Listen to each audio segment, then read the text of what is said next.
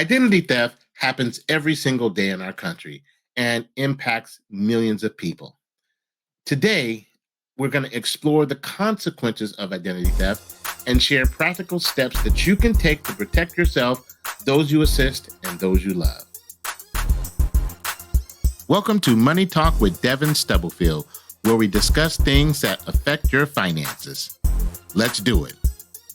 Identity theft can cause financial and emotional distress, and we're going to look at some common effects, starting out with financial loss. Identity theft can lead to unauthorized purchases, fraudulent accounts, loans in your name, all resulting in financial burdens. And because it's done in your name, you're responsible. We have credit damage. Your credit score and history may suffer due to the thief's failure to make payments on the accounts that they opened in your name, making it harder for you to obtain credit in the future.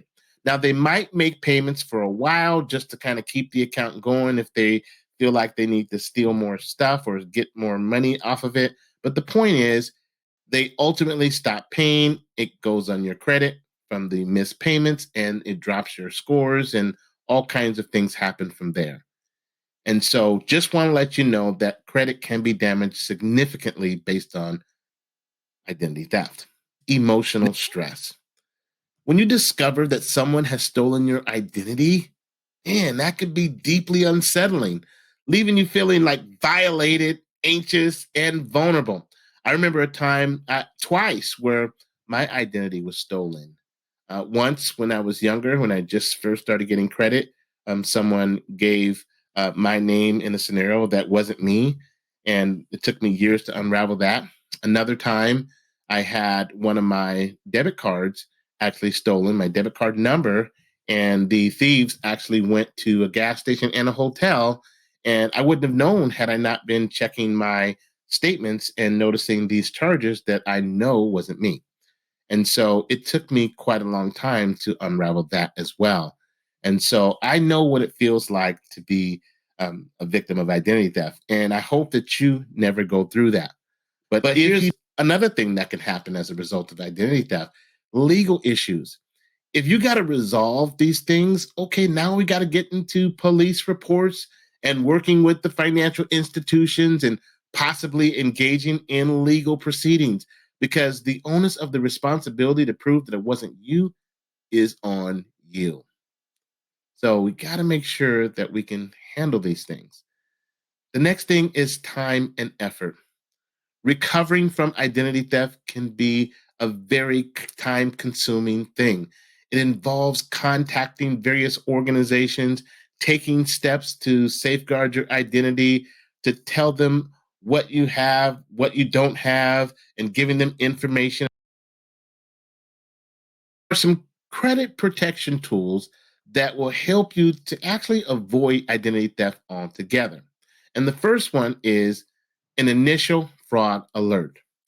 This alert requires creditors to verify your identity before granting credit. Now, this is useful after you hear about a data breach and lasts for about 1 year. And it gives you the option to renew. So if you ever get a notification in the mail that your name was part of a data breach or a leak of some sort, then putting that fraud alert on your credit report would be ideal, because now what it does, it requires everybody from that point forward to verify your identity before anything can happen. Now, an extended fraud alert is the next option. Now, this lasts for 7 years. This alert requires creditors to actually contact you before approving credit. It also removes you from the pre-screened credit or insurance offers for 5 years. You know those pre-screened offers that you get that says you've been pre-approved? Well, when you do an extended alert, it actually removes you from all of that. So you should not be getting any pre-screened offers for credit or insurance if you are implementing an extended fraud alert.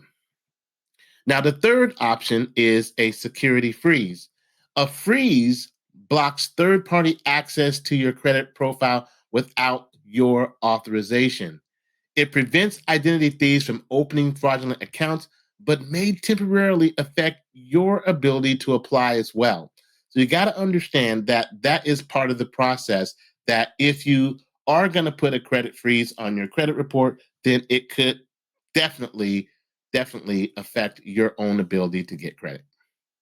If you've been a victim of identity theft, taking prompt action is essential so that you can get in front of it. Now, the first thing we want to do is report it to the Federal Trade Commission. Visit identitytheft.gov or call 877-438-4338 to report the theft. The Federal Trade Commission will assist you in creating a personal recovery plan, generating pre-filled letters to affected parties, and preparing an official identity theft report. Now, in many cases, the identity theft report can be used in place of a police report to clear your account and credit history of any fraudulent transactions. So when you're working with the credit reporting bureaus and you're telling them that you were a victim of identity theft, you supplying them a copy of that report will actually help them in their investigation to actually remove those accounts off of your credit report. Now, of course, there's going to be times where you may want to contact the police. You got to reach out to them if you have any information about the thief, especially if your name was used in a police encounter or if you're requested to produce a police report. So now, by empowering yourself with knowledge about identity theft, you can better support and guide those you work with and love. Thank you for tuning in to another episode of Money Talk with Devin Stubblefield.